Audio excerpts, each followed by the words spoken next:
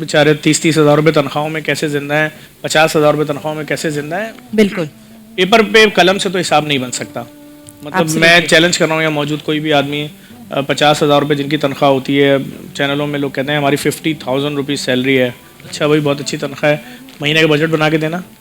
तो 30,000 रुपये 2 कमरे के फ्लैट का, 8वीं मंजिल का, 6ठी मंजिल का रेंट, जिसमें बगैर लिफ्ट के आपको चढ़ना है, आपकी माँ को चढ़ना है, उतरना है जी। और उसके बाद 30,000 रुपये रेंट के बाद 15,000 रुपये तो आपसे के इलेक्ट्रिक ले लेगी। 5,000 रुपये गैस आती नहीं है, पूरा रमज़ान हो गया, कराची में कहाँ गैस है जी। 5,000 गैस का बिल, 50,000 खत्म। अब जो बाइक का पेट्रोल है आपका 9,000 रुपये का, या बस का किराया, जब दफ्तर जाओगे वो कहाँ से आएगा? खाना पीना, अभी तो उधर हम जा ही नहीं रहे ना, अभी तो तुम दफ्तर जाओगे तो कुछ होगा ना, वो 50,000 भी मिलेंगे। फिर उसके बाद जाके बीमारी, राशन, बच्चों की फीसें, किराए, उसके अलावा मतलब आपके घर में बच्चों का अगर कोई वैन पे जा रहा है, तो इस वक्त लोग हमारे मुल्क में, हमारे शहर में कैसे जिंदा है, ये पेपर पेन लेके कोई बैठे तो नहीं बता सकता। ये तो खुदा की तरफ से हो रहा है कि लोगों के पास कैसे। मैं तो खवातीन विंग क्यों बनाए, हर दूसरी औरत आ रही है, आप दरखास्त मांगे, रो रही है। मैं क्या बात करूं किसी रोती हुई औरत से? या मेरे काउंटर पे रिसेप्शन में बैठा हुआ कोई मर्द किसी रोती हुई औरत से क्या बात करे जी? वो सीधी बात कर रही है कि मेरा शौहर 2 नौकरियां कर रहा है। अब बार बार खुदकुशी की बातें करता है, थक गया है। एक नौकरी करता है 35,000 रुपये तनख्वाह है, दूसरी नौकरी करता है 15,000 रुपये तनख्वाह है। हम 4 लाख के मखरूज हो गए। वो 4 लाख ऐसे बोलती है कि 4 करोड़ जी। ये 4 लाख पता नहीं हम अपनी जिंदगी में उतार पाएंगे या नहीं उतार पाएंगे। किससे लिया है 4 लाख? 15,000 बड़ी बहन से लिया था इन्होंने अपनी, 30,000 मैंने अपने एक भाई से लिया है उसको वापस करने, फला मैंने अपनी भाभी से लिया था चुपके से, वो मांग रही है। उसका दर्द तो सुने, जितने का एक अमीर का बच्चा हफ्ते की रात में पार्टी कर लेता है ना, उतने के लिए वो मियाँ बीवी अपनी जिंदगी छोड़ने की बातें कर रहे हैं जी। और कोई रास्ता नहीं है। बिल्कुल, हर घर में लोअर मिडिल क्लास और मिडिल क्लास, हर घर में कयामत है इस वक्त। देखिए, कोई इस पे बात नहीं करेगा। हमारे हुक्मरान कभी इस बात पे मुंह नहीं पीटेंगे आके, ना बात करेंगे कि 300 रुपए का 10 किलो वाला आटे का थैला कैसे 1800 रुपए का हो गया 2 साल में जी। ये 150 रुपए लीटर वाली कुकिंग ऑयल की थैली कैसे 1600 और 1500 और 800 रुपए पहुंच गई भाई? कोई बात नहीं करेगा। इनके लिए 300 रुपए लीटर क्या है? गाड़ी जाके पंप पे रुकती है इनकी वीएट गाड़ी, वो बोलते हैं डीजल फुल कर देना, वो फुल करते हैं, बोलते हैं ये लो जी सरकारी कार्ड कितने का हो गया जी, बोलता है 40,000 का है। अच्छा, आज बड़ा कम नहीं सर, थोड़ा बचा हुआ था पिछला।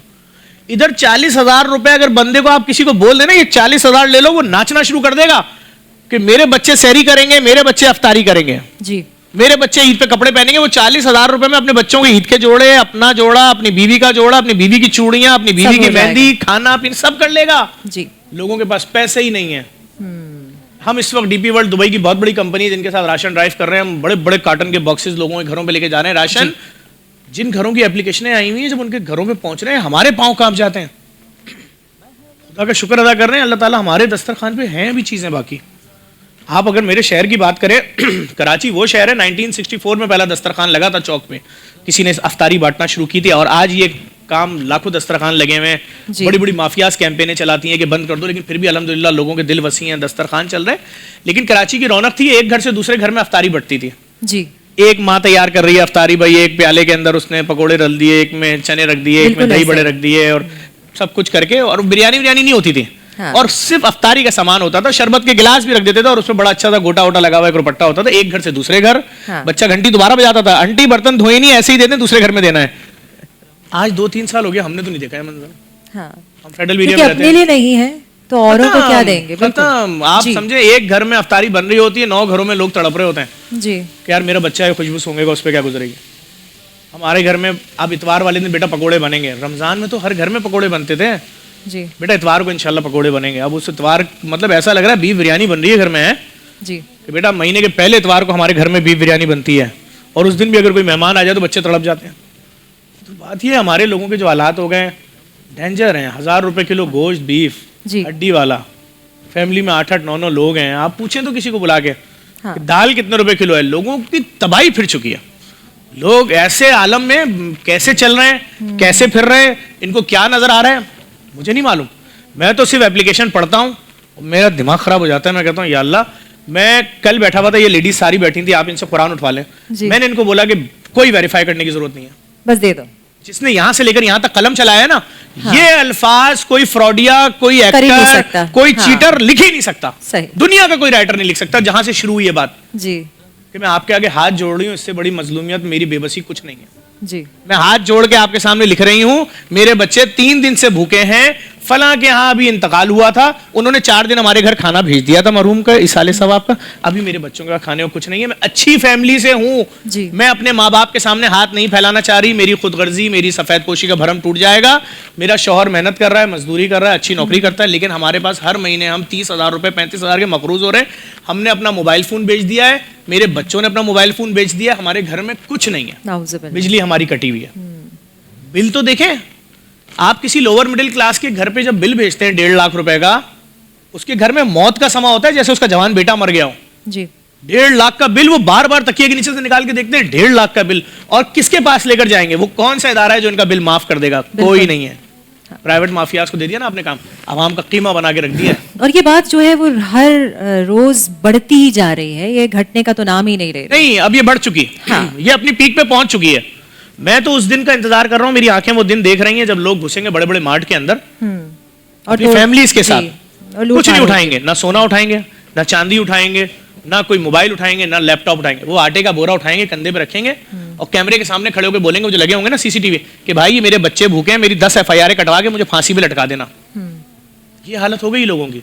मुझे बताए ना, मुझे एक मिनिस्टर आए, बोले जफर तुम बहुत बड़े झूठे हो, ये देखो मैं 35,000 रुपए महीना गुजार के दिखाता हूं, आओ 50,000 में गुजार के दिखाओ, 60,000 में गुजार के कहेगा। मुझे नहीं मालूम, अब तो दुआ के अलावा कोई रास्ता नहीं है। वो हाँ, एक चीज है कि जब अंधा हो जाता है शख्स, जब इस तरह के कामों में लग जाता है, लेकिन आई डोंट थिंक कि इस माशरे में इस वक्त, जो दुनिया में इस वक्त हाल चल रहा है, कि कोई ऐसा करेगा। सो आपका जो इदारा है वो किन किन चीज़ों की, किन किन तरीके से इन घरों की ज़रूरियात पूरी करता है? मैं अपने इदारे का आपको डिटेल बता रहा हूँ कि हम तो अभी जो लोगों की दरखास्तें आ रही हैं वही देख के मर रहे हैं जी। क्या काम बताऊं, हमारा काम दुनिया को पता है, हमने गली गली फ्री डायलिसिस सेंटर खोल दिए हैं। बिल्कुल, दुनिया की तारीख में कभी ऐसा नहीं हुआ था कि आपने America, London, Canada, Italy, France, जहाँ चैरिटी के बारे में क्या क्या बोला जाता है कि रियासत तालीम भी फ्री दे रही है, इलाज भी मुफ्त करी है, वहाँ भी आपने ऐसा नहीं सुना होगा कि कोई चौक सिग्नल चौराहे के ऊपर 16 अरब रुपए की मशीन लगा दी गई हो कि जो लोग, क्या ऐलान किया मैंने, तुम्हारा इलाज आगा खान में हो रहा है, लियाकत नेशनल में हो रहा है, OMI में हो रहा है, पटेल अस्पताल में हो रहा है, किसी भी प्राइवेट अस्पताल में तुम्हारा इलाज हो रहा है, सिंध गवर्नमेंट के किसी अस्पताल में हो रहा है, जिना सिविल अब्बासी में हो रहा है, किसी वफाक के अस्पताल में हो रहा है, या जो कराची में 1.5 लाख के करीब छोटे मोटे क्लिनिक डिस्पेंसरी हैं, कहीं इलाज हो रहा है। और अगर तुम्हें डॉक्टर ने टेस्ट लिख के दे दिए 50,000 के, 1 लाख के, 1.5 लाख के, तो ये दुनिया की लेटेस्ट तरीन मशीन नुमाइश पे लगा दी है, 250 किस्म के टेस्ट है, आओ फ्री में करा लो। छोटा काम नहीं है, महीनों का करोड़ों रुपए किट का पे कर रहे हैं हम जी। हमने O लेवल स्कूल बना दिया फ्री। कोई सोच सकता था कि मिडिल क्लास आदमी का बच्चा भी 30, 35, 40 हजार, 1.5 लाख वाली फीस वाले स्कूल में पढ़ेगा? नहीं, आपका बच्चा वहीं पढ़ता था जहां पर टीचर की तनख्वाही 8,000 रुपए होती थी। अभी ये पूरा साल कंप्लीट नहीं होता था, 3 टीचर चेंज हो जाती थी जी। अच्छा, ये सारा कुछ मुमकिन कैसे हो रहा है? सारा मुमकिन ऐसे हो रहा है कि अल्लाह ताला लोगों के दिलों में डाल रहा है, लोग हमारे साथ जुड़ते जा रहे हैं। गुर्दे के एक मरीज का महीने का खर्चा 2.5 लाख है। हमने कराची में 8, 10, 11 डायलिसिस सेंटर खोल दिए हैं, सियालकोट में खोल दिए हैं, सब फ्री हैं। ठीक, हर एक दिन बाद 17,500 कौन दे सकता है? देखिए, कैंसर का मरीज है, कीमोथेरेपी भी 4 लाख खर्चा हो गया, रेज हुई ये खर्चा हो गया, 10-12 लाख रुपए का इसका इलाज हो गया, अब उसकी जो भी जिंदगी है वो बढ़ गई। गुर्दे का मरीज जब तक कब्र में नहीं जाएगा, हर एक दिन बाद 4 घंटे का डायलिसिस, 17,500 का खर्चा। 10 साल जिंदा रहा, फैमिली 3.5 करोड़ की मखरूज है। 1 साल जिंदा रहा, फैमिली 30 लाख की मखरूज है। 1 महीने का उसका 2.5 से 3.25 लाख खर्चा है, हमने फ्री कर दिया है। वो खर्चा हम बर्दाश्त कर रहे हैं।